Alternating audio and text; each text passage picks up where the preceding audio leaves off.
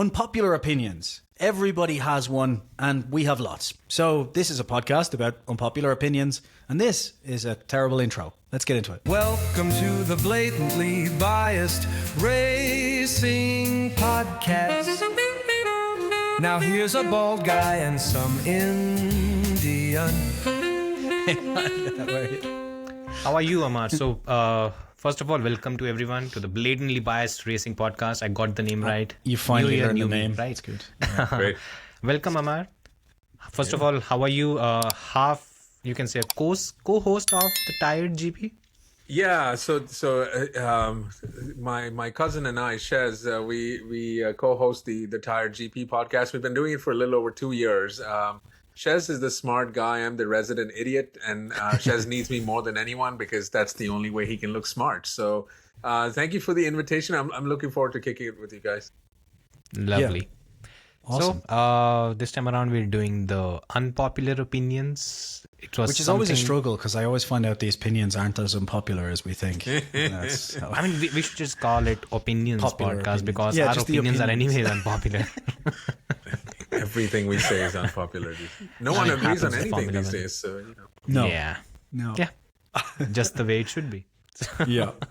Cool. Okay, Let's jump into it. So, how we will go about it ideally is one by one we'll share our unpopular opinion, and then we'll have a bit of a discussion back and forth, and then we'll jump to the next one.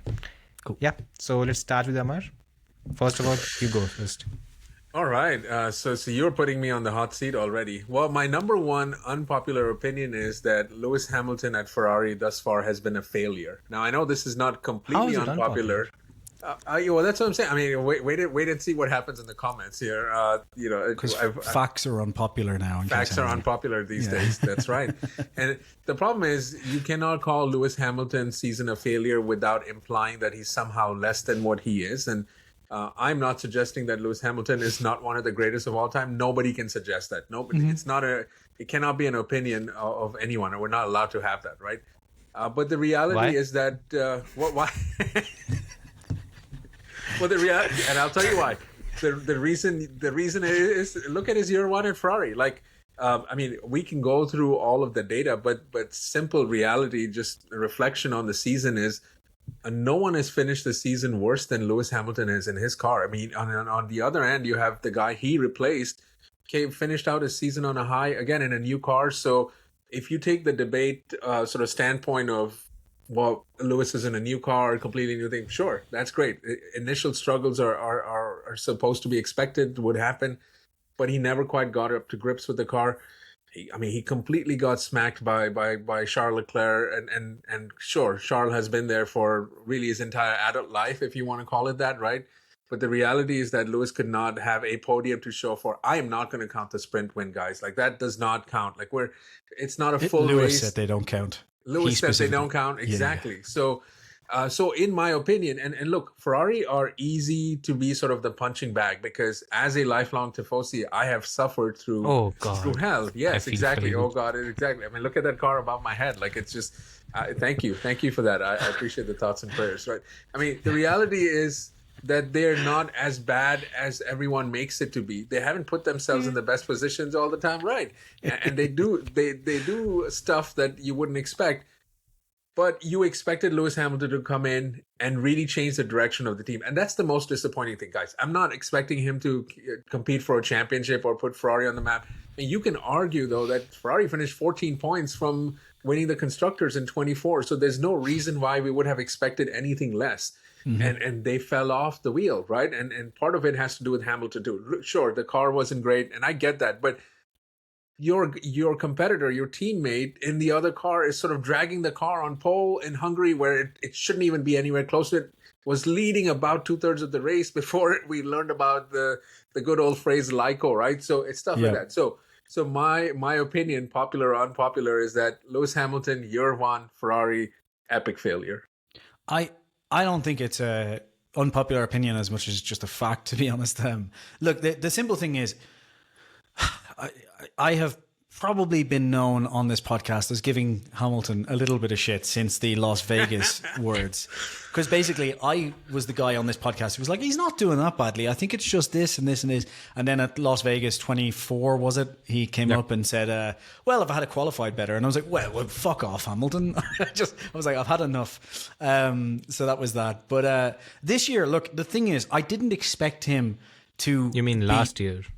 No, I mean this year... 2025. 25, sorry, yes. I didn't expect him to beat Leclerc.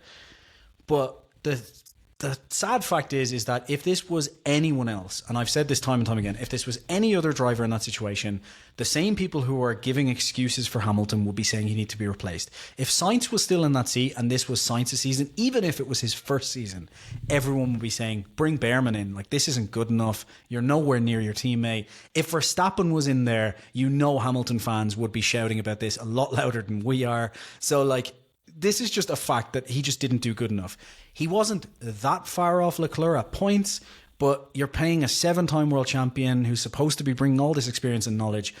And the only excuse I've heard all over the year is from him and from his fans is like, there's problems with the car. They weren't giving me stuff. The experimental setups that we heard, in 2022, basically the same excuses from Mercedes again. And then his fans go, yeah, but the car is shit. And I'm like, okay, but Leclerc managed to perform in the car. And if he's just not going to perform until the car is good, then why would you go to Ferrari? Like, you're go to any other team. Ferrari, maybe it'll be good in 2026, but the odds are against you. And also, I just think if you're getting 100 million a year and you're a 7-time world champion and your attitude is, I'm not going to even put in the bare minimum until the car is good, then that's a terrible investment by Ferrari. I just don't think no one else would get that freedom on the grid. So yeah, it's probably an unpopular opinion among Hamilton fans, but I agree. It's been a much worse year than I thought it was, and there's too much riding on the car just suiting him next year or this year, which worries me, because it's like, okay, it's 50-50 then. The car will suit him or it won't. Great. Like, that's, I don't know. I agree, basically. Yeah, this might probably be the worst season by a Ferrari driver since Fizzy in 2009, right? Yeah. Statistically and everything. We had podcasts with Hamilton fans as well, and all of them, before he went to Ferrari, were telling us how terrible Sebastian was and why he was definitely right to be dropped and all of these things. That's basically Shares and Baxty. Yeah. Sorry, Baxty. Love you, man. Yeah, he's handling the kid right now. Yeah. And the problem is, we kind of agree with the whole thing which you said. It will be unpopular in the comments, though. There's a few people in the comments who... in the comments, that's for sure. Yeah. So, for me, the whole thing, it comes down to one very simple thing when we are talking about the entire generation after Michael. I don't think either of the three, be it Alonso, Vettel or Lewis, they understood why they were winning in Formula 1. And I think that was one of the major issues that they faced when they moved to Ferrari. Because when Michael moved to Ferrari, he had around a 10 to 12 year database where he had seen why Ferrari had failed for a long time. And he had won for a couple of years with Benetton. He had built a team. He went to Ferrari. He faced early a bit friction with John Bernard. And then John Bernard was out. In the very next season, he brought in Ross Brawn, and then Rory Byrne came in. That's a driver understanding what needs to be done to build a team and to have a team around him. That would ultimately end up winning and becoming a winning juggernaut where he won 5 consecutive championships. I think since that time, and this is probably why I'm probably a bit more critical of the Alonso-Vettel-Hamilton pair, because neither of them, even though they won championships, Alonso won with Renault, Vettel won with Red Bull, and Lewis won with Mercedes, neither of them brought along someone who can be their confidant, right? Alonso ultimately ended up having a very strong relationship with Andrea Stella. But other than him, Vettel didn't bring anyone along. Lewis didn't even bring Bono along, and I think he should have, to have at least some kind of a confidant. I mean, he brought his physio back. I'm forgetting her name. But other than Angela. Angela. So other than that, the circle is not there. You need to know what works for you. And if you have at least a certain number of people around you, you can build the team around it. And I think the way Lewis went about it in 2025, I think it just showed one of the major things, that the entire generation after Michael, it's a generation that doesn't know how to win or how they won. They've been a part of successful teams, okay, fine, but imbibing themselves within a team, I think that is something that maybe all three of them missed. And I think I think this was the one area where Lewis had an edge over both Vettel and Alonso, because both of them had a career where they failed at Ferrari, and spectacularly or not, but they failed. Same is happening with Lewis, and it's probably not a good look for him as well at the end of his career, because the numbers are going to hurt him now. They're going to hurt him a lot. Yeah. Well, I would just sort of pick up on one of the things you said there, which is how he's gone about this season, right? And I think the most deflating thing for me as a Ferrari fan has been his body language, right? We saw some of the same things he said at Mercedes, not necessarily last year, but in 23, talking about how he's unable to get with the car, being... I love honesty from drivers, but he just had this sort of element of like, well, maybe I'm the guy who needs to be replaced because the other guy is doing well. I was like, what? There was a point in time at which, like, wow, are we just getting grumpy Hamilton now? Is this game sort of passing you by where you're like, okay, well, this is the best I can do? Clearly, he does not do well with the ground effect cars, right? And there is a theory that 2026 will be better for him because while there will be some ground effects, it's not going to be to the same extent. And the reality is that there's a reset, so everybody is sort of at a level playing field, at least to begin with. The other thing to note is... By the way, I call it cope. Cope. Okay, yes, yeah, that's right. And speaking of that, I mean, I didn't like the fact that he publicly talked about, making changes behind the scene. I mean, in my opinion, it's not that a 7-time champion cannot come in and give suggestions to a team like Ferrari or anyone else about how they should operate behind the scenes. If you're going to do this stuff behind the scenes, you got to keep it behind the scenes. Yeah. There's no need to come at Spa and tell us that I've made a list of all these things and I've sent that. There's no need to give that fodder in the media where Ferrari and the media have such a fickle relationship that ends up ending careers, right? You don't want to do stuff like that. And then to finish that weekend nowhere close. I mean, we all know what the results were there. Like, it's that kind of stuff that has me questioning whether has the game really passed him by. And you bring up Michael, but I mean, now the competition, you cannot compare what it was before. I mean, you have 8 drivers that are going to be in the mix for this. If the big 4 teams are in it, not to mention what Williams might be able to do, or Alpine might throw up a surprise. I mean, you're kidding. You have you have 7 or 8 drivers that could be in it. I'm like, is this too much for him? This is not about him being washed, but is it over in that sense, right? He's not going mano a mano against Max, so I don't know. It doesn't feel like there's very much hope there if you're a Lewis fan. I think, like, touching on the Schumacher comparison, like, obviously very different eras and so on, but I also do think, like, the baseline idea of what Schumacher did is very different to, like, Hamilton's approach. Because I know I've brought this up a few times before, casual, but, like, even Hamilton's approach in 2021, where he was like, yeah, I haven't actually been in the simulator in years, and it's like this kind of work ethic of, like, this team's fine, so I'm going to go to the next one. And then he did pick up the kind of slack in 22 and 23 and tried, but it felt like he just kind of couldn't really get into it. And, like, I think to win at Ferrari, you probably do need to have the same attitude as Michael, which is going in, like, knowing everyone's names, like staying after hours, showing up at the sim thing, be like, can I help you guys? Can I do extra? So that team is properly like, okay, this fucker is putting in the work, and, like, he's behind us more than, John Elkin is. Yeah, like, he's here more than John Elkin is looking out for us. He's here more than Fred is, Like, that was the Schumacher work ethic. And I think, unfortunately, at a team like Ferrari, I think you need that, because I think that team is constantly in these kind of power plays of, like, the board fighting versus the team principal. And I think you need to almost have the driver be that guy who's like, right, let them complain and do whatever they want. Come and talk to me and I'll figure it out, and that's what Schumacher, I think, did really well. And I think Vettel maybe tried that for a little while to start. I remember he talked about it, but I have a feeling that, like, unlike Schumacher, maybe he was so deflated because it was like kind of they changed team principal immediately. There was all the nightmare chaos going on, and maybe he was like, yeah, no one's listening to me. Whereas I think Schumacher had that unrelenting, like, I will keep going until you fucking listen to me. He's a difference Verstappen as in well, that, right? like, Yeah, you know. because there's a difference as well.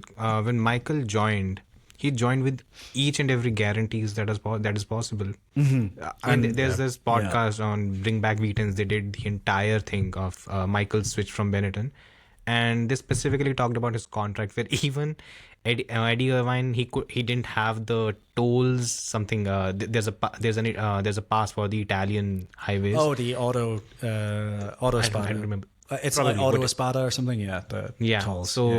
So Michael had that, and Eddie Irvine did not even have that. So Michael just zoomed past all the tolls while Eddie Irvine had to stop and I give dislike money and Eddie go Irvine, ahead. so I'm happy to hear that. Yeah. So when Michael came in, it was pretty clear. He made one thing very, very clear, which was it's my way or not, or otherwise I'll leave. And he was in a position where he could have that leverage. When Alonso joined, he tried to do things his way. To a certain extent, he succeeded as well. Aldo Costa was fired, which was a dumb decision ultimately if you look back. But when these drivers joined, when it was Alonso, when it was Vettel or be it Lewis, none of them have joined with those guarantees that okay, here are the things that I want and I want them done. This is the team that is going to work the way I want it to. And maybe for Ferrari, that is probably the only way it works. Because I was looking back at some data when it came to Michael. I put it out on X as well. Since 1976, it's a 50-year period. The number of championships that Ferrari won during 1996 to 2006 is more than what they've won in the other 40 years. Yeah. And that should tell you everything about how big an impact Michael had. Plus how he figured it out. It's strange how as well when Ferrari you think wins. about it, right? Because like you would think like Vettel and Lewis specifically, like maybe not Alonso because it had been a few years since his titles. Like I know Lewis, it's been a couple of years, but you're talking like 7 world titles coming to the team. Vettel had just within a year had just come off the back of 4 world titles on the bounce. You think those 2 drivers specifically, even if you didn't want to put Alonso in that group, would have been able to go, no, I'm not coming unless this, and this happens. And I'm kind of surprised as well that Vettel didn't. Do you think Schumacher would have been like, went as not go there? Vettel went because he loved Ferrari. And Lewis went because I'm not entirely sure what the contract situation is with Lewis. I don't agree with the notion that he was pushed out of Mercedes. I don't think that's the case. I think he saw that kind of he could wait until 26, but I wouldn't be surprised if a part of him, maybe if he won't even admit it himself, is like, I'm not going to be George at this team now, and like Kimi's on the wings and stuff. Maybe there was that bit of, but also I do think as well it was probably the last chance to get in the Ferrari, and we know that for years he has wanted to drive at Ferrari, so it may just be as simple as like, this is my last chance to get to the red team, you know. I mean, you keep in mind that this was going to be the final year for 25 was going to be the final year for Lewis to finish out at Mercedes, and then there was the option, and I don't know which way the option was, whether it was on Lewis or Toto, or maybe it's some combination of both, right? Yeah. And the reality is, think about how we've been talking about Max Verstappen possibly leaving Red Bull, and for now everything is quiet. There's no reason you couldn't believe that. And that might come up, right? But from to sort of think about why Lewis made the move first, there could have been a Max to Ferrari discussion this year. We might have been having it right about now. We might be having, by the way, who knows? We might still have it too, but I mean, that might have been in the works. It is entirely possible that would have been the case. And I would just say, I mean, you guys are talking about bringing in your team, right? I mean, we are not getting a prime Lewis at Ferrari. I mean, that's part of the irony with all of this, right? It was different with Schumacher. Again, different times, all of those things. I think Ferrari could spend their way out of, making mistakes, and they just had tons and tons of resources. But they don't have that anymore, right? So there's stuff like that is just unequal in that regard. But the reality is, again, Lewis made this decision knowing everything in there. Like and it sounds like this was a sort of a head over heart decision. After the Sebastian Vettel battles, he should have known that this team implodes during the season, and how he would avoid that from those situations. I think that should have been there, right?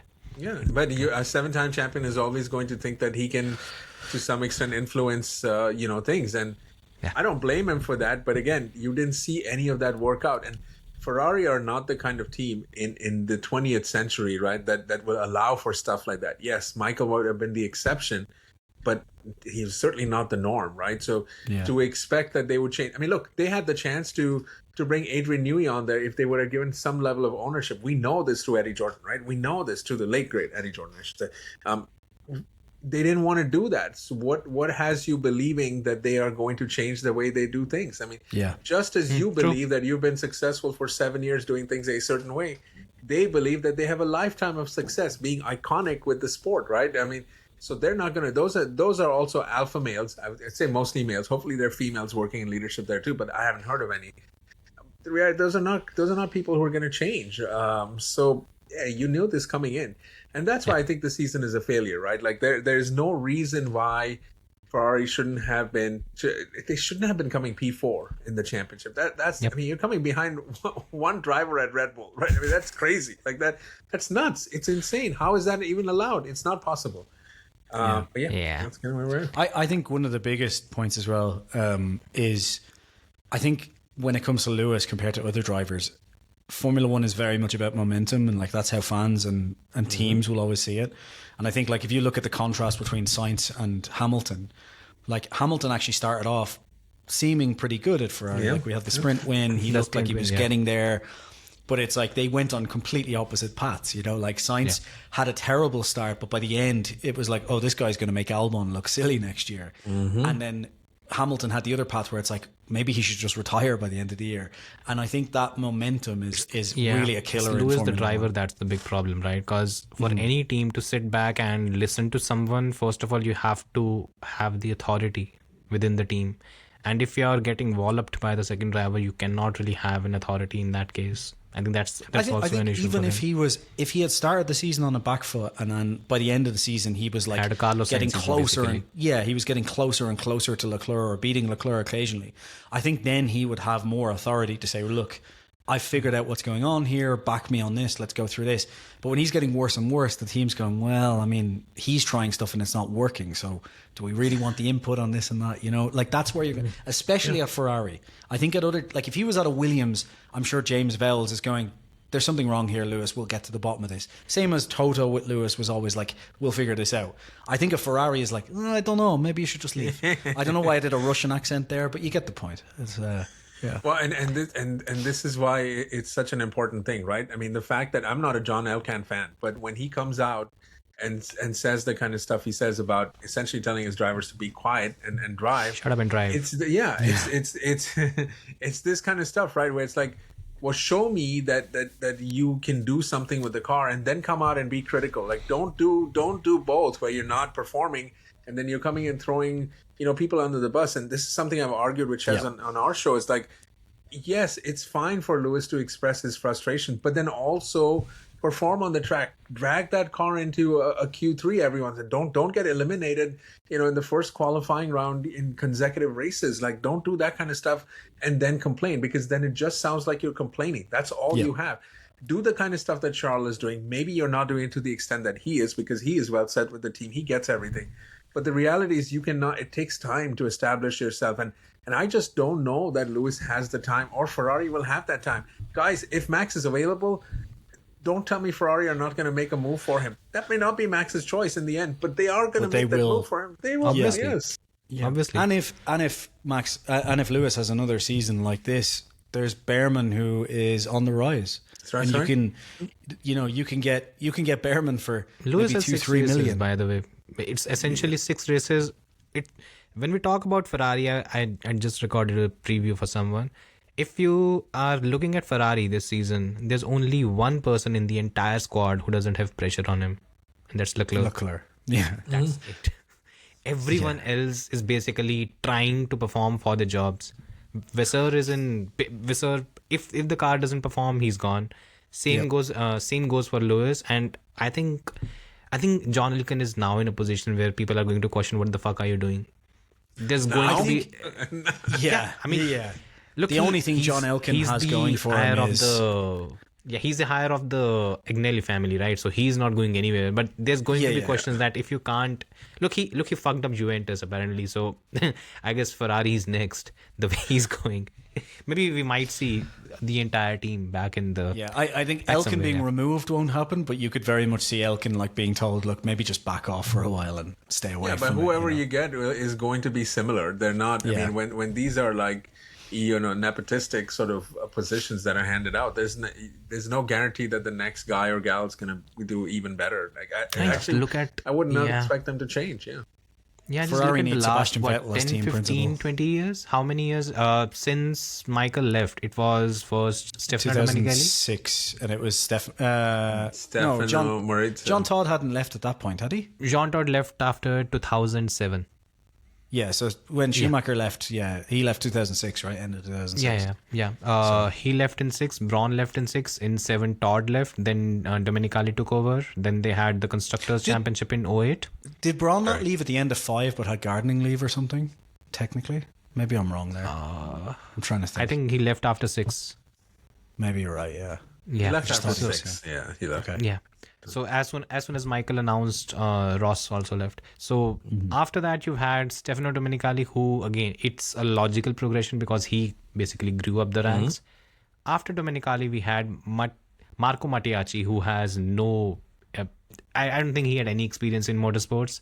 And then you put in the cigarette salesman in Maurizio Arrivabene to basically run a team, a Formula One team. I don't know what sense it made. Then they had Mattia They looked at Binotto. Flavio and thought, we want one of them. Yeah, that's what they thought. Yeah. Exactly.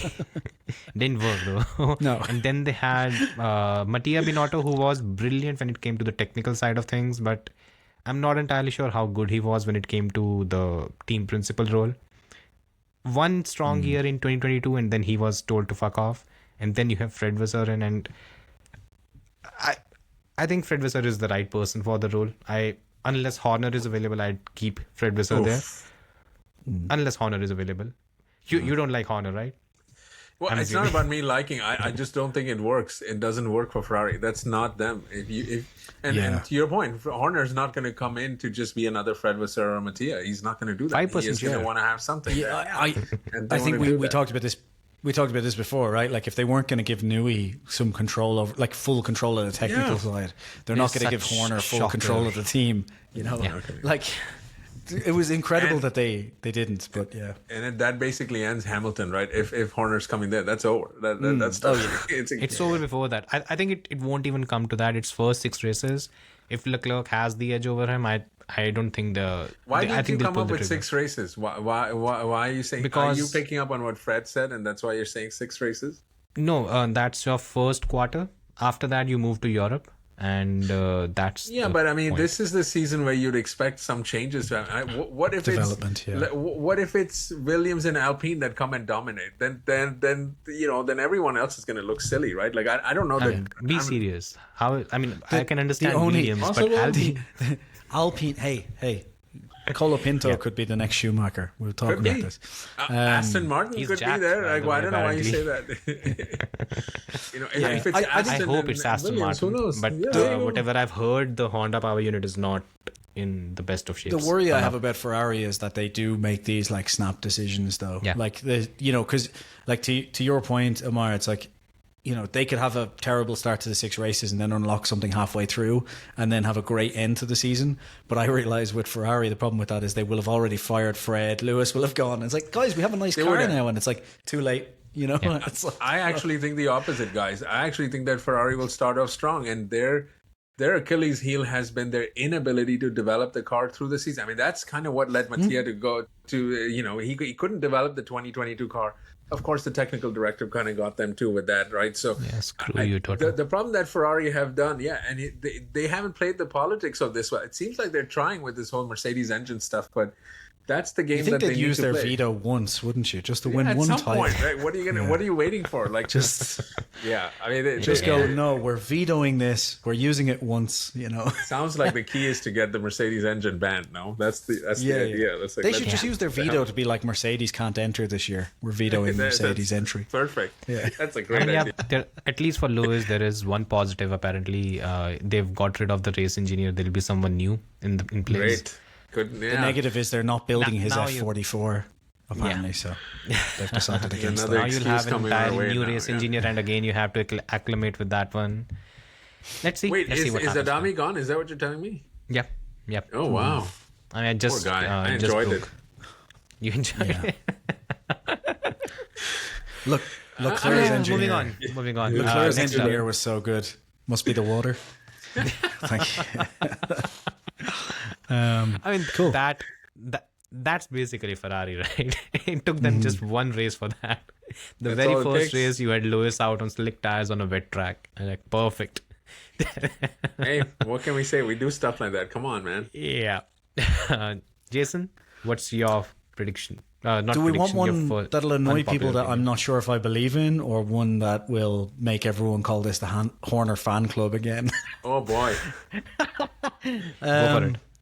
Horner fan club, you think? Or I guess it's probably given Red Bull just released their new car, I guess I'll say this one. I don't know if it's unpopular here, but I know it is in the comments again. Red Bull should have never dropped Horner or Checo. Oh yeah. Or Checo. Yeah, Okay. I'm going to say both. Now, you know I'm Yeah. a Checo fan as well, living in Mexico, but You have to be. It sounds like pandering to me. Right? Yeah. Yeah. Of course. Checo and It was. Canelo, you have to be big fans. Yeah. Yeah. So my reasoning for this, my reasoning for this with Checo, it's actually pretty simple reasoning, which is just that honestly, I think throwing any rookie or new driver into that seat in the last season of a regulation set when you were going to be fighting for everything and you need to develop the 2026 car was just an absolutely silly idea anyway, and it wasn't pragmatic from any point. Like, you've already paid for him. If you want a development driver for at least 2026 to give feedback, he's probably the best guy. If you want someone to figure out how you're going to make the car work best for both drivers in 2026, you want to have some feedback from someone who has experience, not Lawson, who isn't going to be able to give that. And also from just the Red Bull point of view, forgetting about Horner's input on this for a minute, is like Red Bull obviously was trying to work on being more and more profitable on both ends as well, and like they talked about that with the second team a lot. Well, like, obviously Checo's far more marketable than a Sonoda or a or a Lawson. So I think from that point of view, keeping Checo, That should tell you I everything. think dropping Checo at the end of If you're forgetting 25, the name. yeah, exactly. Dropping Checo at the end of 2025 would have been the pragmatic choice. I just think it was like another kind of Helmut Marko style decision of, let's just make a quick change and hope for the best, when clearly the car was the issue. Because like only a year before, Checo was able for like a few races at least to stay on the back of Max. And I think that showed us that like the car is, it's not that obviously Max is going to destroy Checo over a season. I'm not arguing that. I'm just saying, like, obviously the car is, helping that be much worse than it should be. And we saw that this year, and Checo laughed about it over and over again. So I think removing Checo at the end of last season would have been the pragmatic choice. I think they shouldn't have dropped him at the end of 24. I think that was just a typical, like I said, Helmut Marko kind of snap decision. I think Horner made the decision, but it was that kind of, typical decision. Horner made the decision. It was a board push decision. It was kind of forced upon him as far as I'm aware, but I know he made the final decision on it, so let's blame him anyway, because everyone else will. And then as for Horner, I think, again, when it comes to the pragmatic choice, you fire Horner midway through 2026, if at all, because basically, in my eyes, what they've done through here... 2026. If things go wrong in 2026, you The fire new Horner regulations. midway. Yes, Okay. exactly. Because what you've done now is you fired the guy who set up the engine program. You fired the guy who brought everyone over. You fired the guy who set up like a team that was able to come back so strong at the end of 2025. I'm sorry, Laurent Mekies, but Like, that's not on you. The team was already in place. The upgrades are already on the way. I think Lauren Mekies did a very, very good job at keeping everything together. I'm not saying that, but we've seen this with Ferrari. We've seen this with tons of other teams. The decline or rise doesn't happen overnight. Like, there's a lagging metric in Formula One of at least 6 months to a year on everything, basically. And, you know, it's not like Mekies came in and changed the culture. It's like everyone was like, oh, he made more risk at Red Bull. And I'm like, more risk at Red Bull? What the fuck are you talking about? Like, this has been the team that's taken risks for decades. Like, this is insane. So I think none of that changed. And essentially what you've done now, if you've had a situation where you've taken the guy that kind of kept the thing together for long enough, that if there are any issues in 2026 now at the start of the season, or even like kind of coming up to the midpoint, all of those people, like these great people like Vache and so on that you have sitting there, they're going to start getting offers from other teams. And there's not really a reason to stick around anymore because the Red Bull that was there is no longer there. Horner's gone, Newey's gone, Helmut's gone, Max will probably be gone. Like, that'll be signed off halfway through the season. So basically what they did was they kept Max for 1 year by firing Horner at the worst possible time, because if anything goes wrong, you've basically got no reason for any of those other people to stay, because sure, you can pay them more, but so can the other teams. So the loyalty factor is gone. And like, say what you will about Horner and the way he acted, and like, we've talked about the personal thing of what he did. I'm against that. But from a pure performance F1 perspective, keep your finger to yourself. Exactly. Yes, exactly. I still don't get that, but yeah. From a pure performance F1 perspective, like, we know how loyal the people in Milton Keynes were. And yes, a lot of them will just take extra money and it'll be the easy choice. But that is a very short-term solution, because when things start to go to shit, Horner would have been the guy who could go, I'll give you more money, but also you guys have seen me build this back again. Let's be the underdog. Let's build it back. If a board comes in and says, let's be the underdog, let's build it back, they're going to go, no, you're a board. Fuck off. Like, go away. I don't know who you are. And they're just going to leave and go to another team and take a new opportunity. So I think they've removed basically the glue at the worst possible time. And I think things will look rosy for a while, especially if they have a nice car at the start of the season. But I think this will ultimately, they'll have a down phase, because every team who removes a team principal has a down phase. And I think they've done it at the wrong time. So I think removing Horner was wrong overall, but I think specifically the timing was terrible, because they did it just to keep Verstappen. Yeah. Sorry, I'm jumping in. I think I agree with you more or less. I mean, there are some points which I contest, but there's one thing I wanted to ask. If you're the Red Bull board and you know that Christian Horner wants a stake in the company, what would you do? I would tell him. This is the situation. By the way, I'm playing the devil's advocate, by the way.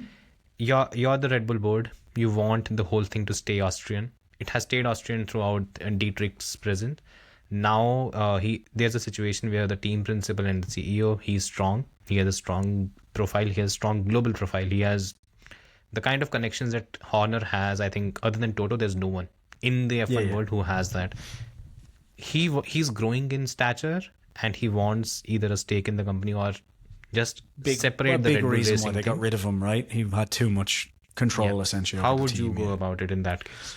I mean, the obvious choice is you use the carrot real quick, which is, okay, look, I know you want a stake in the team, you want all of this, but you have put a lot of our performance riding on this new powertrains division that you specifically pushed for. So, Newey's just gone, etc., etc. So you show us what you can do in 2026 in this new era, and then we talk about it. You put it off for at least a year. You don't have to have that conversation straight away. And I think Horner's not leaving before seeing his vision on track anyway. So and how do you push it off for a year. And how do you tackle the whole frying pan of a situation at Red Bull where the Verstappen camp is on one side and the Horner camp is on the other? Tell Jos Verstappen to go fuck himself, first of all. That's the key, because he's causing all the problems. Lose Max.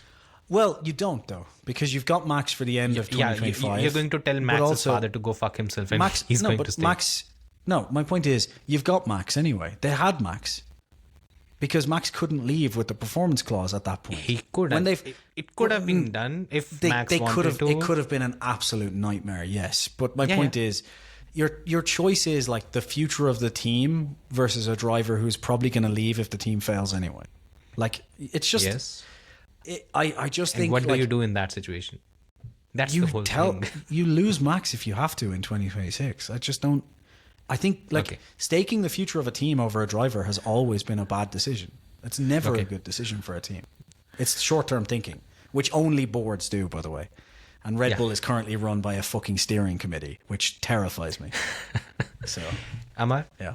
So I think that last point might be the most unpopular one, right? Letting Max go would probably be the part of it. 100%. I tend to agree with you, Jason. I think that the problem here is that Red Bull are now going to start looking more and more like Ferrari. That's what they're going to do now. Because everyone is just like this was supposed to be my unpopular opinion, and it's just been eaten up like anything. Sorry. I didn't know. I didn't know. I didn't just have Red Bull before on the my pod, agenda. by the way. Yeah, just before the pod, I recorded a video. Red Bull is the Austrian Ferrari now, and it's just like fucking hell, completely eating up into all of it. Go for it. I mean, plug me in there if you can. I think that this is exactly what the issue that has. This is not a Max Verstappen thing, right? This was fighting at the highest levels once Dietrich passed away in 23. The 23? I think it was 22 or 3. 21 or 2. Austin weekend, right? I think it was Austin weekend. I just can't remember if it was 23 or 22. Might be 22. Might be 22. Might be I 22. think it was 22 because I think 22. 2023 was the year they were fighting about the Porsche deal. Correct. Which was Right. after he was And gone, I believe. Marco said that he wanted leave. Dietrich to see that dominance, which he could. 2022, October 2022. 22 is correct. Yeah. So this has been brewing for a while, right? So this has largely a lot to do with, as you said, Jason, like are we an Austrian company? Are we Thai? What are we doing? And Christian Horner is the center of this, cozying up to the Nvidias, right? And that's sort of what it was. And I think he's just sort of a piece in all of these sort of chess games that have happened there, right? The reality is, if you're going to fire Christian Horner for cause, you would have done that a year and a half ago. You wouldn't have waited this long, as in his alleged discretions and all that, right? If that was the issue, you were going to have some moral standing, so to speak, right? And Newey talks Boards about this in don't his have exit, morals. right? Yeah, well, so exactly. So that's not something you were going to do, right? So I'm with you. I think the greatest danger now is that with the new power units, this can either look epically bad or they can, luckily kind of find themselves into something like and again, everything is relative in Formula One too, right? So you have no idea whether the Mercedes trick is going to work or not, and if it's going to translate into success.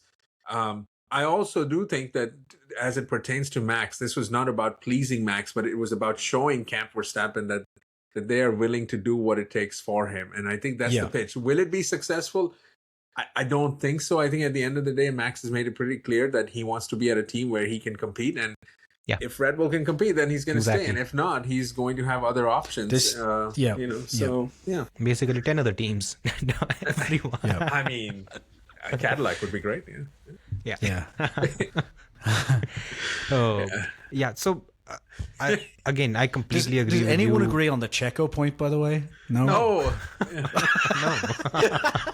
I don't agree. Yeah. I think Checo overstayed his welcome, and just to touch on his points, Checo is well within his rights. Unpopular opinion, eh?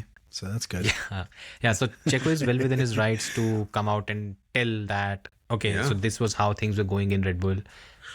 Fine, do that. But the reality is you signed on the deal. That was the deal that was there already. Checo has come out and looked a bit like Rubens Barrichello. How he was almost always complaining after the Ferrari stint, even though he stayed there and earned the big money. That doesn't look good anyways. Coming back to Red Bull, I think almost more or less, I'm predicting this. I think we are going to see a scenario here this season. Max Verstappen is gone. Red Bull is going to struggle to find a top talent because there is no one who would be willing to join a team that has just gone through a political turmoil.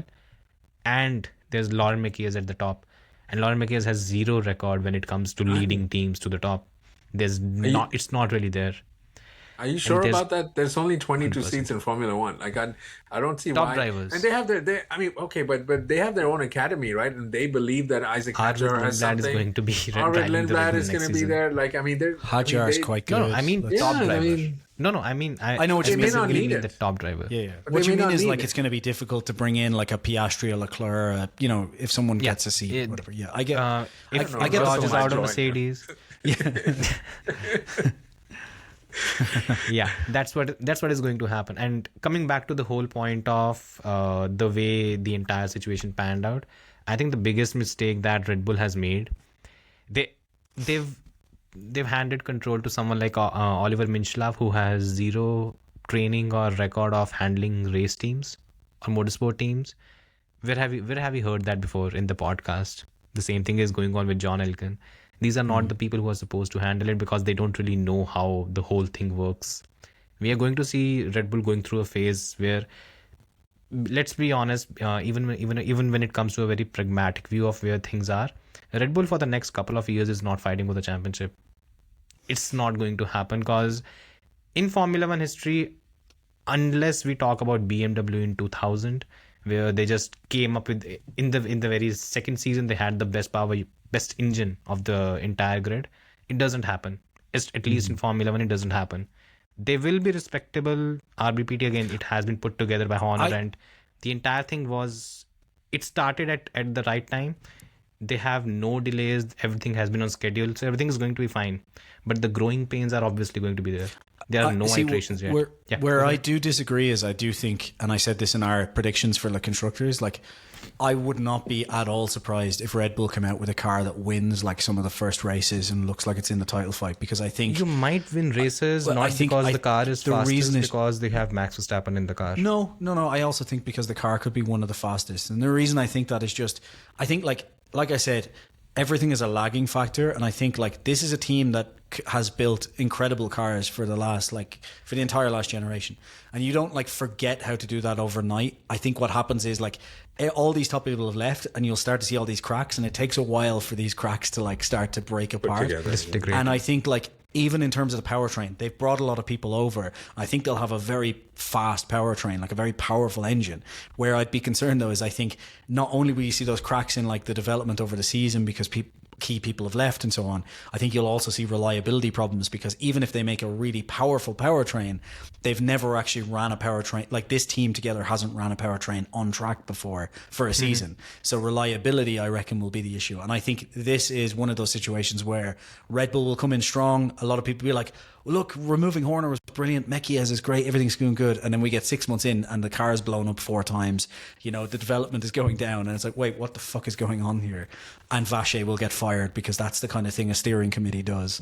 That's I don't see it as this like they show up with a terrible car. I actually think they'll show up with a really like a competitive car, maybe not the best one, because I think that could be Mercedes McLaren, but I wouldn't be surprised if they're right up there. Top 4-5, I agree, but if they're not in the top 5, then people are getting fired. Let's be honest here. Yeah. Like quickly. My concern is not that it's.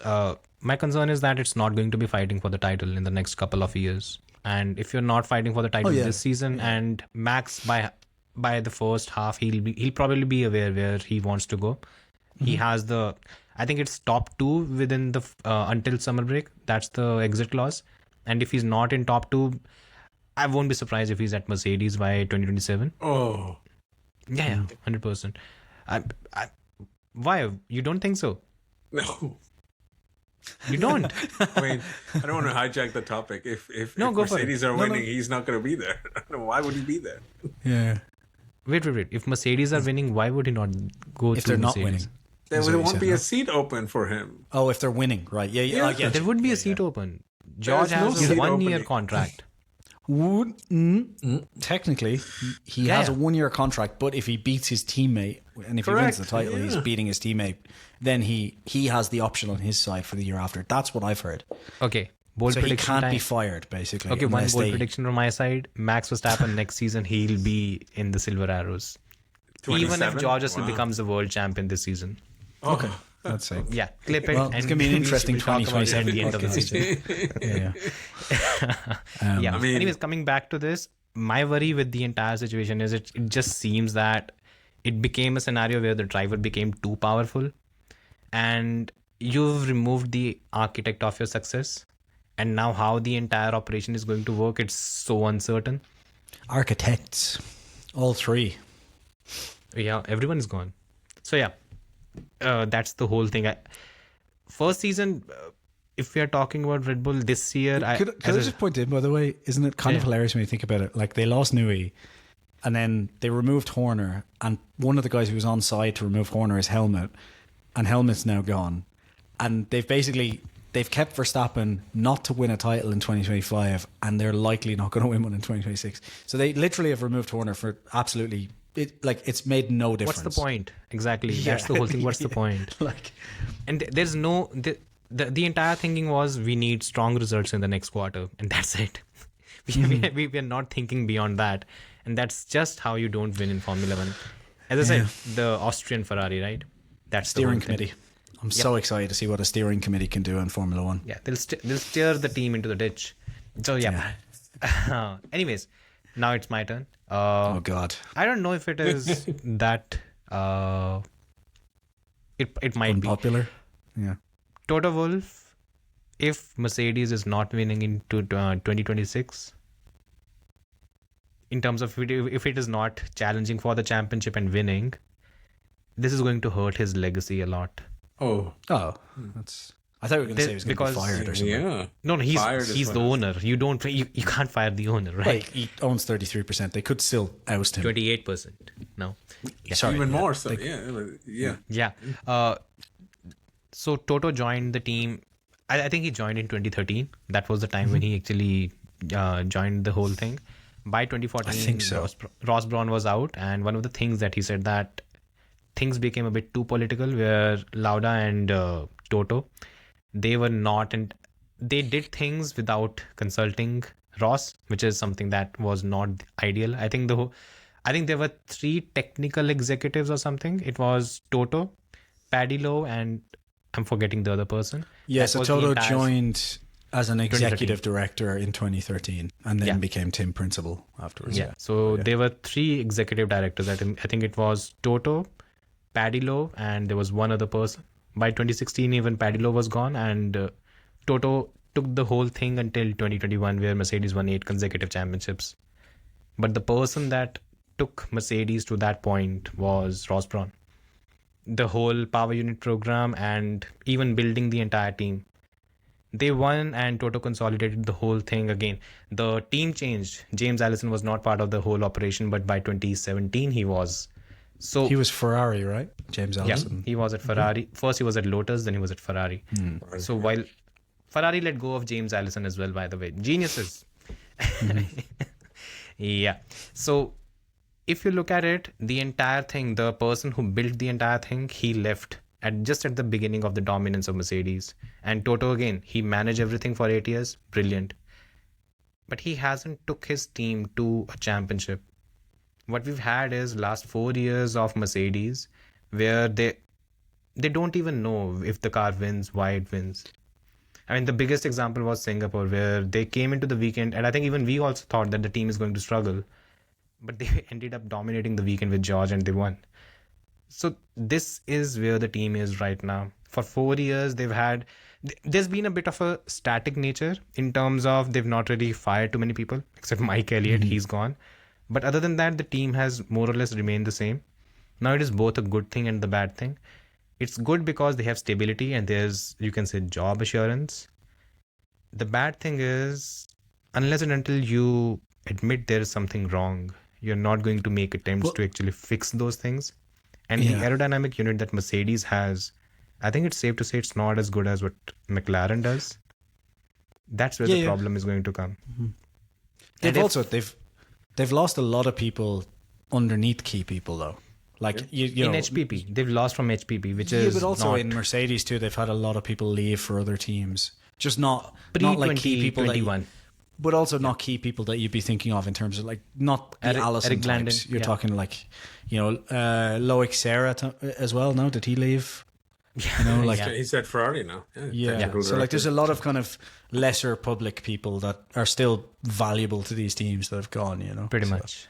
Lewis Hamilton as an example of lesser valuable people to the team. Yeah, I mean, but by now, yes.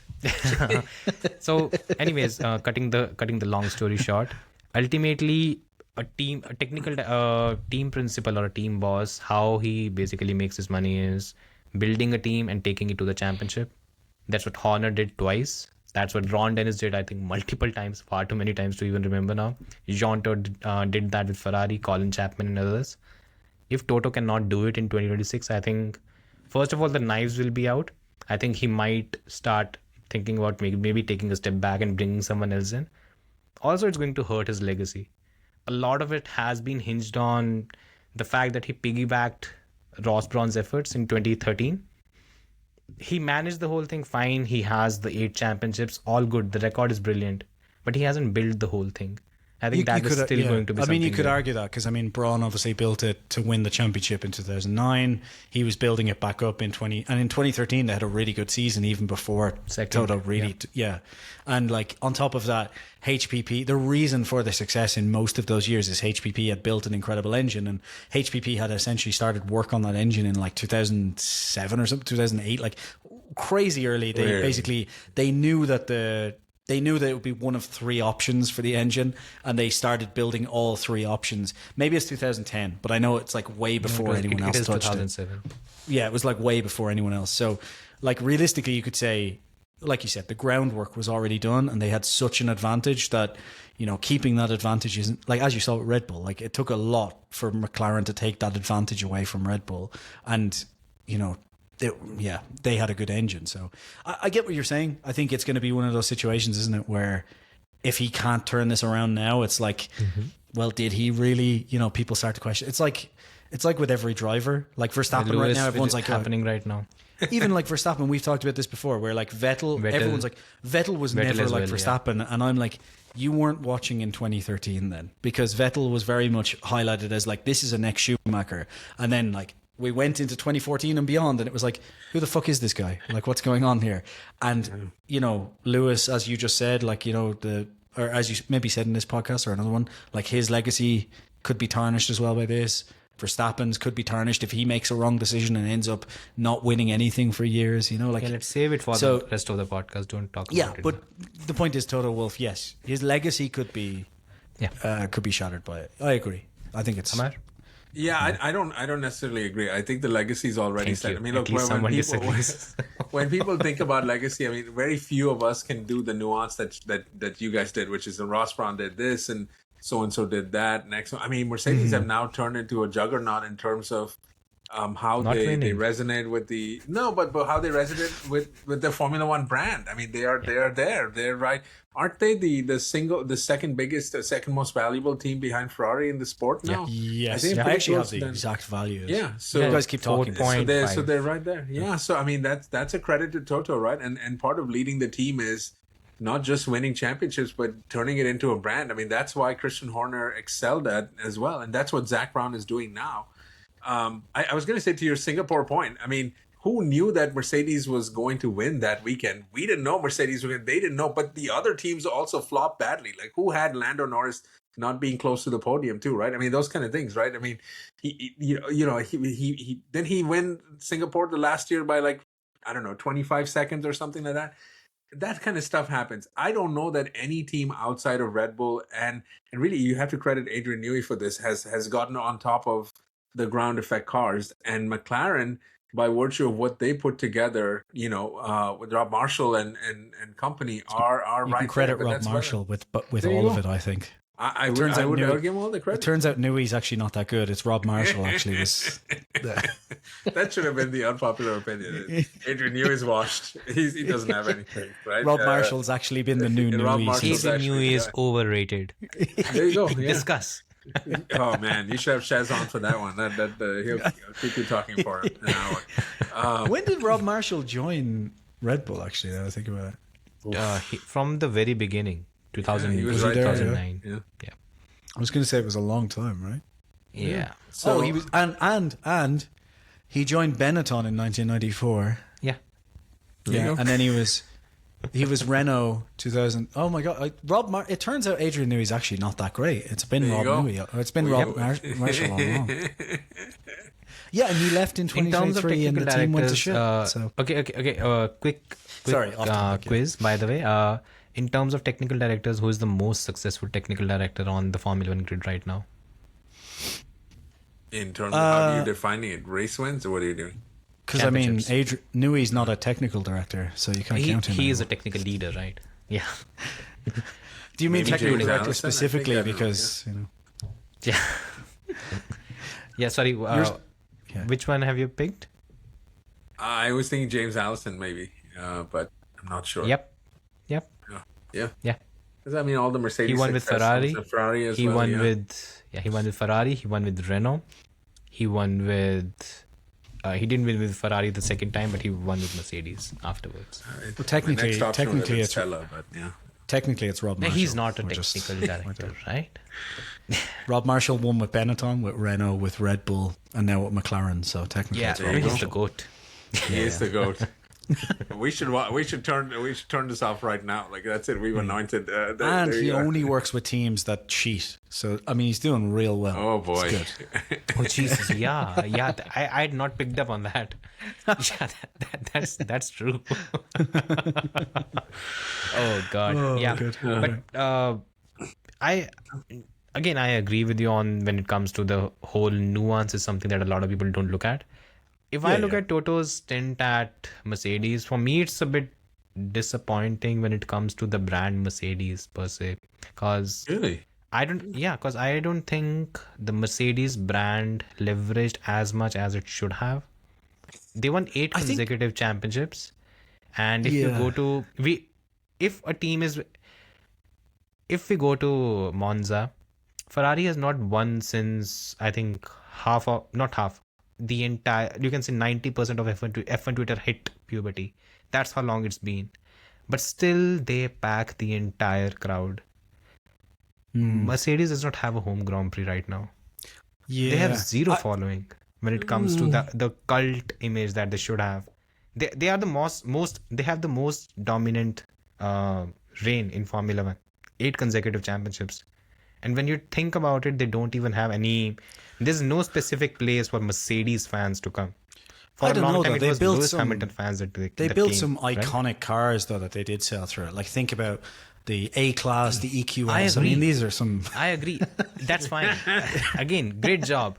Well, I My mean, it's point is- informed by the Formula One team, though. No. So, Yeah. Even last the year. But it I'm was just 20 I was being like I know, there is a I know, bit of I truth- know, no, but but there I'd is a bit of still say truth to I that though, agree. because think about, for example, in the 2000s there was the Mercedes McLaren, for example, that the McLaren partnerships, you could say actually that the Mercedes did more in terms of selling It was their car McLaren, brand Mercedes, with by the way, McLaren.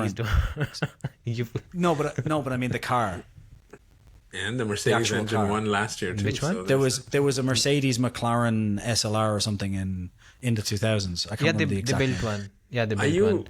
are you making the case that Toto has to make Mercedes into Ferrari for him to be him to have No, a you legacy? It was the can't make- Mercedes-Benz SLR McLaren, basically, is my point. And there's like certain team of McLaren, like I think they could have done more to like have that crossover between the By the way, Mercedes brand do you and guys? the. I don't think a lot of people know this thing. Michael Schumacher never used to call McLaren. He used to call it Mercedes.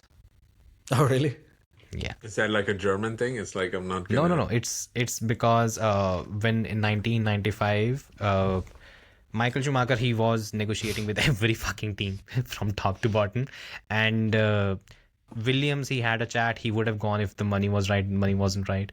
Then came McLaren, and there's this clip on YouTube as well where after a while Ron Dennis loses his head on when it comes to the discussion with Michael, where Michael is saying that again you have a great package, everything is fine, but I don't think this is the right fit. And Ron goes on this condescending rant, and Michael you can see the expression change on Michael's face, and he continues to listen, doesn't say anything. And from that point onwards, he decided he's going to Ferrari. Call it Mercedes. And then ends up and from that point onwards, it was in 1997 that the McLaren Mercedes thing came true. And then it was entirely, he would never call them McLaren. It was always Okay, Mercedes. crazy. Because of that. I don't know if you saw he had a great there was an interview with Andy Willman recently, I think I shared with you, and he was like talking about just what a legend. He was like, Top he's like, Gear. yeah, he was just talking about, he's like, Schumacher's just one of those like people, he's like, just, you see this like absolute monster on track, but he's like, when you see him behind the scenes, he's like, it was just such a different guy. And he was like, one of the examples he gave is Clarkson met him for an interview, and they wanted to show the moment where he hit into Villeneuve, and they talked about it, and Schumacher basically admitted, I shouldn't have done that, but in the moment it just, I went for it, whatever. And he admitted, like, I shouldn't have done it. And Willman calls up Bernie Eccleston and says, hey, we need the footage of the hit. And Bernie goes, no, that's done now. We've forgotten about that. You're not fucking having that footage, that's that done. And he's like, yeah, but we can't have that or whatever. And then Eccleston basically called back like 10 minutes later and said, fine, you can have it, but only if Schumacher allows it, So he thought Schumacher would tell him to fuck off, basically, And so he calls up Schumacher's manager, and Schumacher's manager says, I don't know. Willie Weber, And he said, Jesus, right. Look, I don't want to. I agree with Bernie, but I'll have to run it past Michael. Calls Michael, and Michael basically says, I don't really want to, but I gave him my word that I did talk about it. So, like, I talked about it, so I opened it up. So, you have to give him the footage. And he's like, that was that, And it's like just a. But see, the legacy is not tarnished by that, is it? So there you go. No. Michael's legacy. I mean, of course, it does play a role, right? To a certain extent. Then that was the. I think for me the biggest one was the parking the car at Raskas. And I was a child at the time, and that was the first season I was completely following, and I couldn't understand what the fuck happened there. I think though that was a different era, because like growing up, like I'm born in 1989, right? And like growing up in the 90s, like, and I remember my granddad watching that stuff and watching Damon Hill win and stuff before I got into Formula One. That shit was like, people were like, that's a fucking winner, like that's a guy who wins at all costs. And you almost looked up to those guys. It was like that guy who's just win at all costs. And I feel like nowadays it's people are more like, oh well, that's not very sportsmanlike. It's a different, because like we remember the image of him running down to like punch. I can't remember who it was in the face. Remember he like runs down the pit grid or down the paddock. Yeah, he comes out. Who was it? He was angry with. But they played it over and over again. DC. He runs. That's it. Yeah. And like that stuff was like, this was entertainment. Like this is what sports people were, the ultimate like ruthless A players. And now we get this thing where it wasn't looked at that even at that point, right? No, like people who weren't fans of Schumacher didn't like it, but it was like the ultimate winner was that guy. Like even in the 2000s, like people looked at guys like Steve Jobs as like, that's how you fucking win in a company. You have to be a ruthless bastard. But now I think, and there was obviously people who don't like that attitude, but now I feel like the majority don't like that attitude. It's like this, we should be nice, play by the rules. I might have a slightly different opinion on this, because I think Senna was the person Is this an unpopular opinion, somehow? Might be. We've had 15 of these in the last 5 minutes. Yeah. Let's move on to the next unpopular opinion. Yeah, because for being a cunt, I think only Senna has been the one who has been forgiven and basically lionized for being an asshole on track. Other than him, I think almost every other driver has Max has too now, Yeah, Schumacher has, but that's because of the coma. Senna has because he died. I think maybe everyone's just forgiven when Michael still happens. gets. I mean, still the whole thing gets mentioned. By a tiny minority. Senna, though, I think. Senna basically tried to commit a homicide on track in front of everyone, and but it was funny. It's fine. It was funny, not for Prost. and it's but he's the guy he hit is French, and no one cares about the French. That's so what it's happened. fine. That is exactly what happened, right?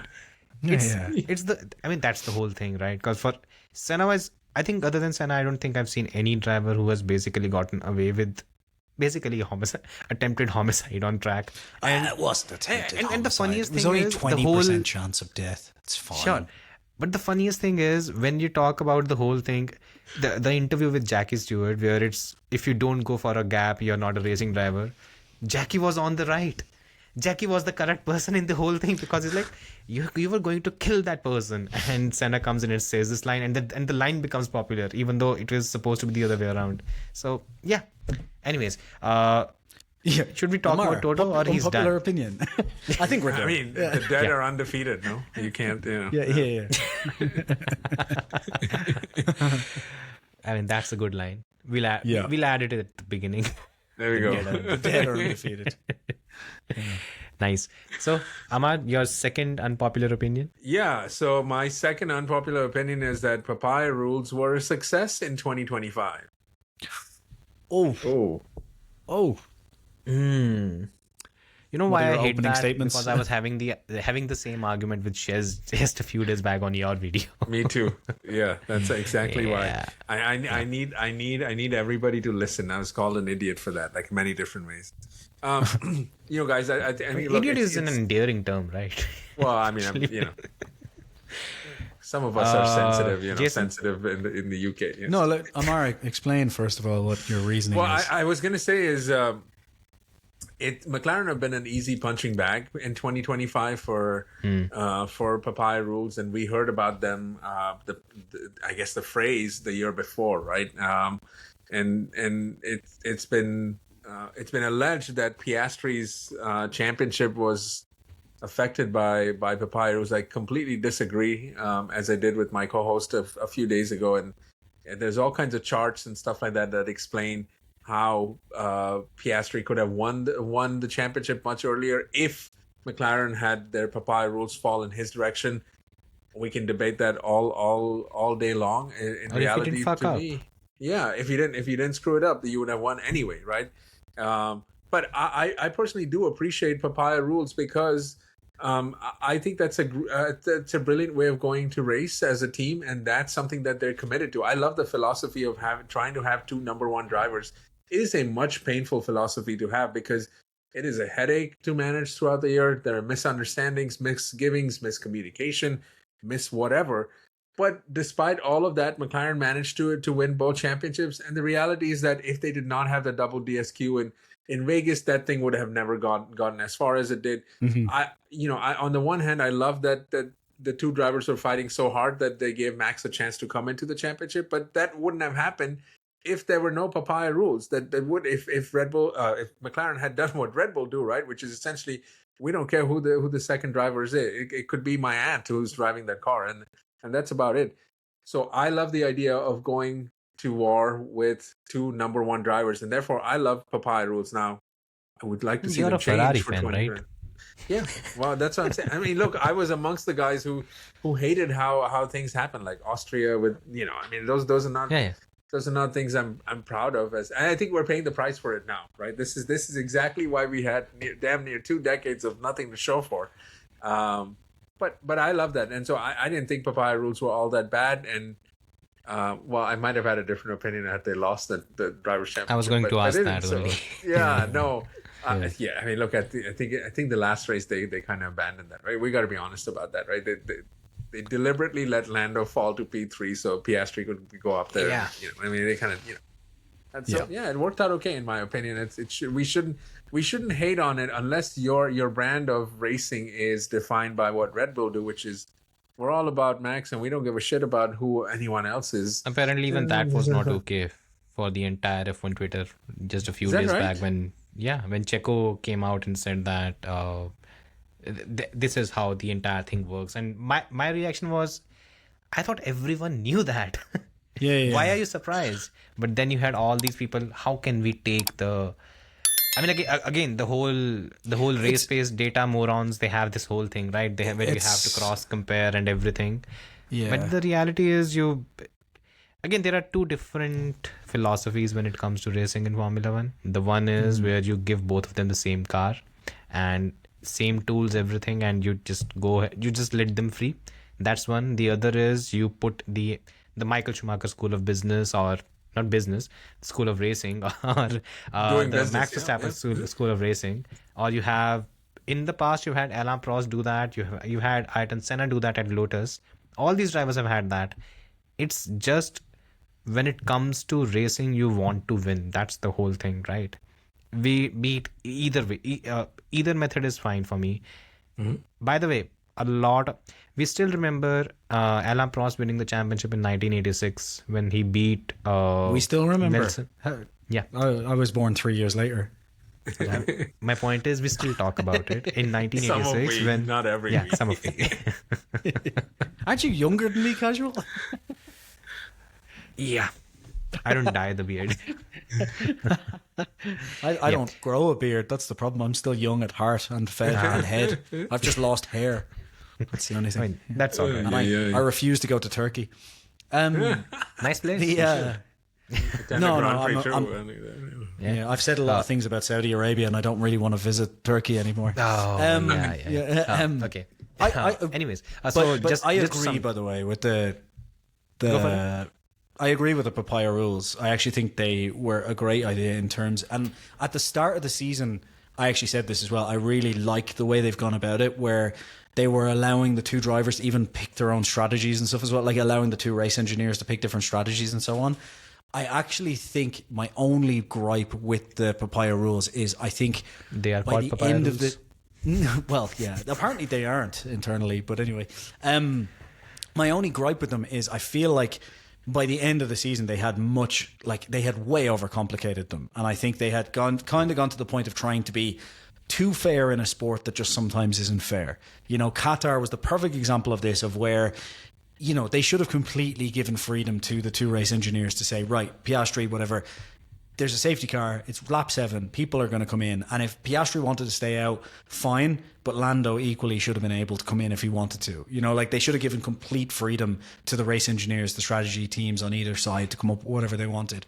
And I think they didn't want to be unfair to one driver or double stack one driver, and I think they went too far in that way. I think that's where it went too far for me.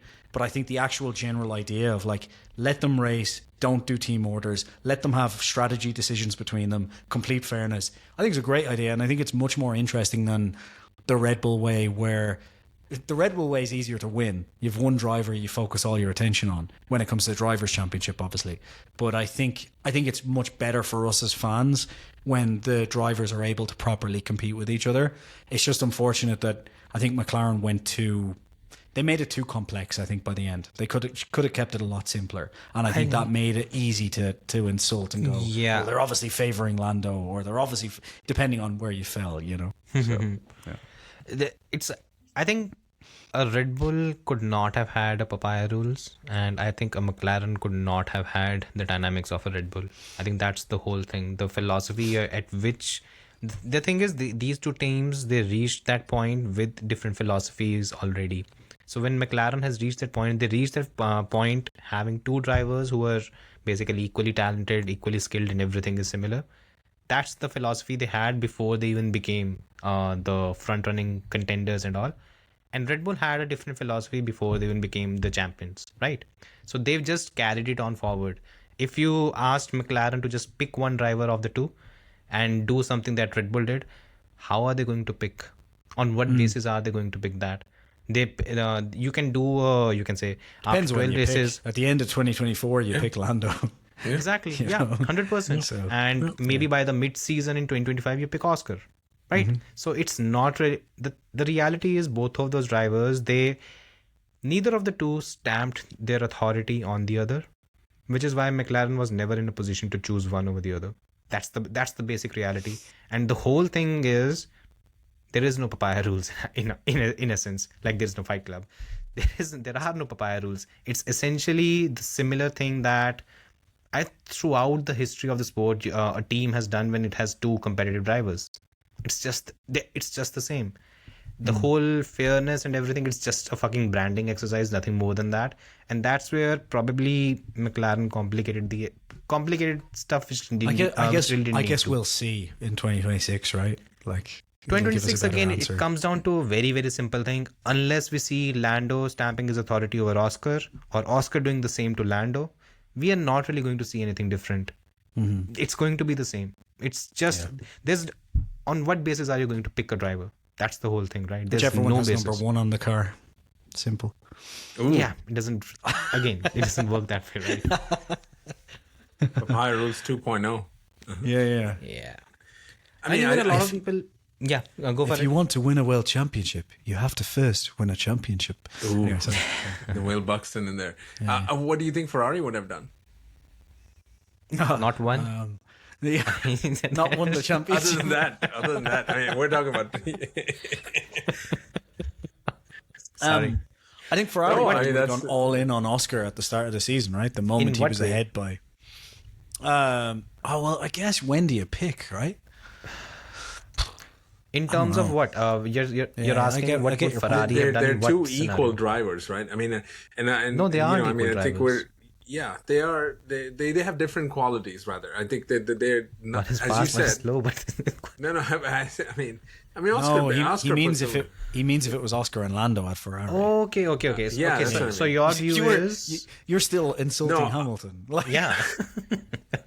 I'm working with the assumption that they're more or less equal, right? The 7-time champ is bringing in 7-time champ kind of goods, and the guy who's been there for 8 years is still in sync, and they're more or less within, a tenth of each Within other. a tenth which is So of good. each other. basically, if they were close to each other, what do you do? Yeah. What do you do?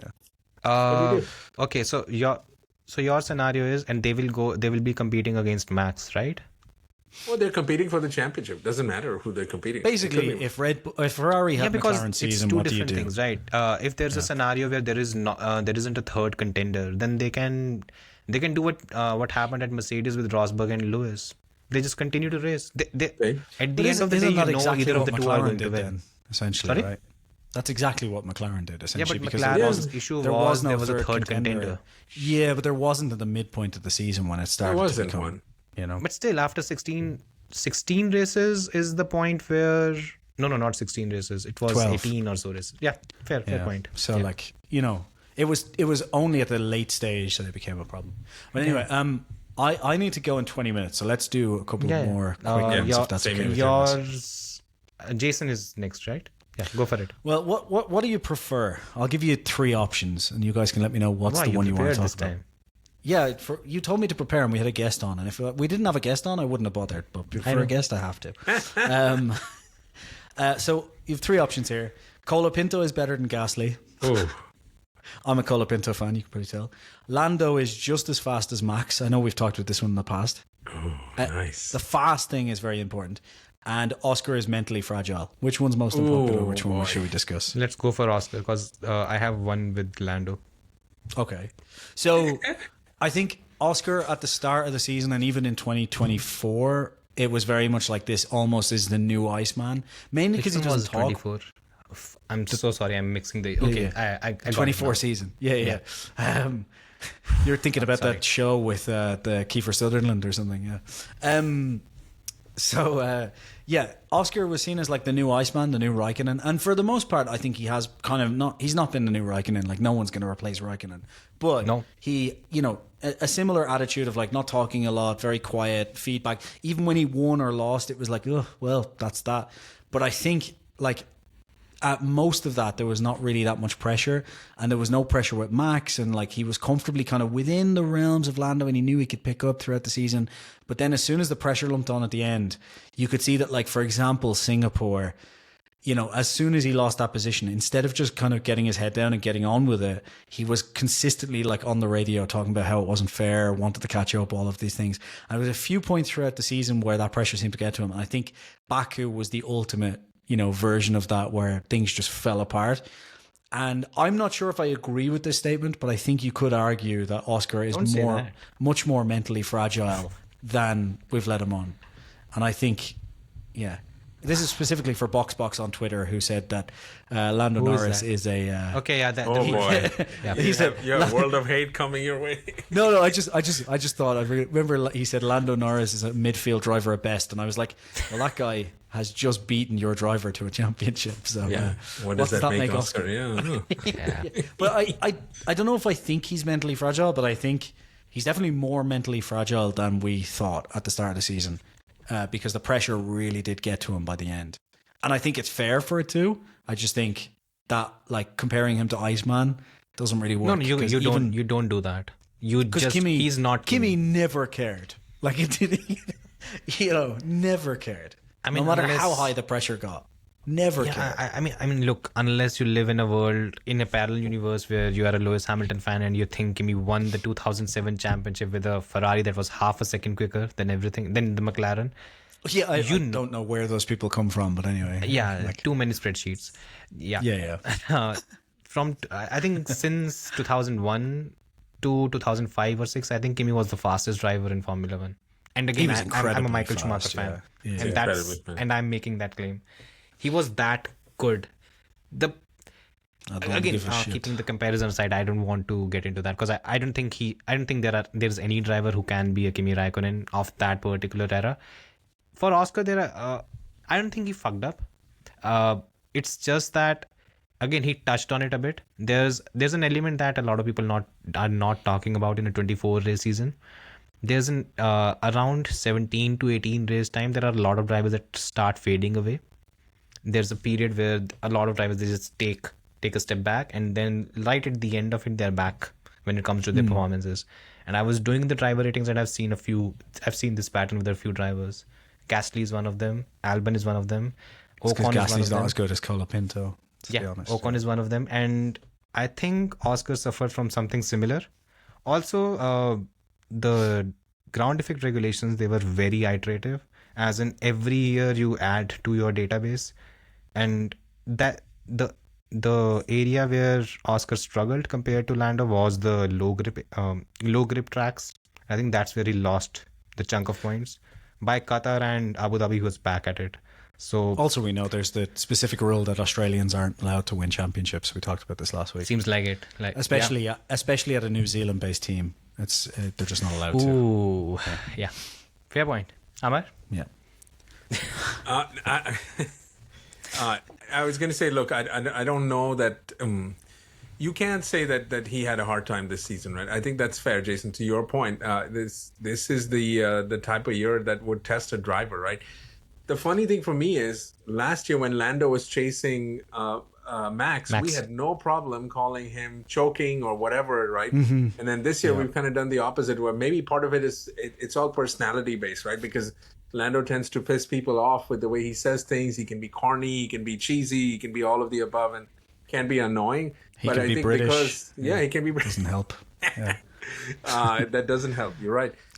But on the other hand, because Oscar's so soft spoken, like you're not like, I think of the LeBron and Steph Curry sort of example. It's like Steph can lose as many championships as he can. Nobody's going to care. But LeBron loses one, and then all hell's broken loose, right? That kind of stuff, right? Don't care. I'm with you. Look, I would. The one person we haven't talked about in all of this is Mark Webber. I place a lot of blame, if you want to do that, on the Oscar side with Mark, because he has been through something ironically very similar, not the same, right? But ironically very similar. So, I mean, for Oscar to be coming out of even Monza, Alonso is right? Max in that situation, right? Correct. Yes. But Monza was a 6-point swing, right? And it's not like Oscar had lost the championship. In fact, he just needed to hold on, and he couldn't do that. That to me is still an unexplained thing. And the Baku thing, as you say, was like that. I don't know what's going on. Like, could it be that easy to rile him, to get under his skin? Where does he genuinely feel so defeated that's the case, right? So that to me is a big question mark, right? So I do think that you kind of have to put it that way. And this is exactly why McLaren could not pick a driver, right? I mean, if this is what it took, then, I mean, maybe the championship wasn't meant for him. And again, Lando also did a great job of getting himself up to speed with the car, working harder to really get the maximum out of the car, where he was struggling in the front part of the season, right? So, yeah, I can't knock you for that, Jason. But that's a Mark Webber issue. Yeah, like I said, I'm not sure I completely agree with it, but I do think there was maybe more mentally fragile than Kimi. But who isn't? I guess is the problem with that. Yeah. I agree. I mean, we don't all have yachts to drink vodka on when we crash our car out at the side of Monaco. Don't. But we do read a book every once in a while. Yeah, what an absolute legend. Great. Casual. I guess you're last one, right? Yeah. Okay, so I have two in mind. There's one on Lando and there's one on Lewis. Which one would you want to go for? We've already bashed Lewis to death. Let's start bashing Lando. I think it's better. We won't be bashing on Lando in that case. It's more of I think Lando is probably unfairly targeted. I think Lando is going through the same phenomena that Vettel went through in 2010, where the top two fan bases, their drivers are not winning, and the driver that is taking the piss out of it is the one that's ultimately getting all the hate and ultimately winning the championship. Yeah. So, because I think just a short blast to the past, 2010 when Vettel won the championship, there was literally no one who hated him winning the championship at that point, because the number of heartbreaks he'd had from other than Alonso, by the way, who always hated the whole thing. But the number of times where he was about to win a race and the car just burst in flames, it happened a few times. And when he came from behind and won the championship in 2010, fine, everyone was happy with it. The shit started getting serious in 2011 when the wheels started turning from Lewis and Alonso, and the comments started coming. It was at that time that the fan base completely turned against Vettel. I think we started seeing a bit of it in 2024 between Lando and Max when the whole battle happened in Austria. It was at that point that the gloves came off. The fan base didn't mind Lando before that actually either. Yeah. Like, They loved him. Most Max fans were like, for example, in 2021 Sochi, like, you know, I remember a ton of Max fans rooting for Lando. And it wasn't until Lando started winning that people were like, well, he always bottles it. Look at 2021. And it was like, okay, now, you know. Yeah. It's just the same thing. Look, Lando pissed off the Lewis Hamilton fans when he picked Max over Lewis in 2021. There was this poll by the drivers. He was by the way, in the entire 20 driver grid, he was the only one who picked Max over Lewis. He also said that he would have won more in Lewis's car or something as well. So that didn't help. By the way, that was also anyone would win in that car. Yeah. But, okay, this might be another unpopular opinion. Yeah. By the way, another unpopular opinion. He was right. Okay. Oh boy. We've talked about this before. Stop. Yeah. Amar, go ahead. Well, there's no way to disagree with you except for one thing, right? I mean, I am one of those fans from the other teams, right, that would argue that Charles Leclerc in that McLaren would have wrapped this up a long time ago, or maybe a George Russell, who would be someone like that. You would Alonso. Do we throw Kimi Antonelli in there? That's my thing. No, not yet. No. Okay. Unpopular opinion, right? Carlos Sainz. Maybe. Actually, that's more debatable. Actually, it's actually more debatable. Colapinto. Probably not. Checo, maybe. Checo. Jack Doohan. Checo wasn't. I think the Lando hate is largely based on his personality, right? Wasn't he telling Lewis once, like, "Oh, it's my turn now," that kind of stuff, right? Look, I don't get the idea of shitting on Lando because he has got a fast car and now he's winning. I mean, I love that we have now all the narrative on Max kind of used to be like Lando too, no? Where a lot of people hated him. He was polarizing. But now everybody in 2025 is rooting for Max to win. Because he's the underdog all of a sudden. He's the underdog. Yeah. But I remind you that McLaren gave up on developing or bringing upgrades to the 25 car by the time summer hit. And Red Bull were still doing it up until I don't know when, like maybe Qatar, I don't know, maybe beyond that, who knows. The reality is that Max wouldn't have been close enough if that would have been the case. So I don't know why we do that kind of stuff. Like, every driver needs a dominant car. Lewis wouldn't have won all these years without a dominant car either. So like, why the hate is beyond me. And I actually think that if 2026 works out, this might be a back-to-back for Lando too. I mean, everyone's crowning Mercedes, but McLaren are best suited to be in the front row, really. Yeah. I agree with that. I actually don't think Mercedes are going to win the title. Jason is picking McLaren. Yeah, I think Lando will actually win because to point out my point here of I actually do think Lando is as fast as Max. I think it's everywhere else that he fails him. Like in terms of just pure raw pace, I actually think Lando is only like his if dad you just left had them him at the petrol station. Yeah. Yeah. Wheel-to-wheel combat isn't good. Isn't Lando's strength, really? Yeah. Although, like, he is quite a good overtaker. Like, there's been some incredible overtakes from him, and like even back in the past when he was in the midfield, like his races to the podium were incredible. He just falls apart under pressure, and that's why I think in Leclerc 2026 versus him and Austin last season. Every time I go back to that, Leclerc should not have held him back for 10, 12 laps in that Ferrari. That's true. Yeah. Right. But I think in terms of like Lando now after winning the championship, it'll be interesting to see because I think it'll be like he'll have that pace without that mental instability.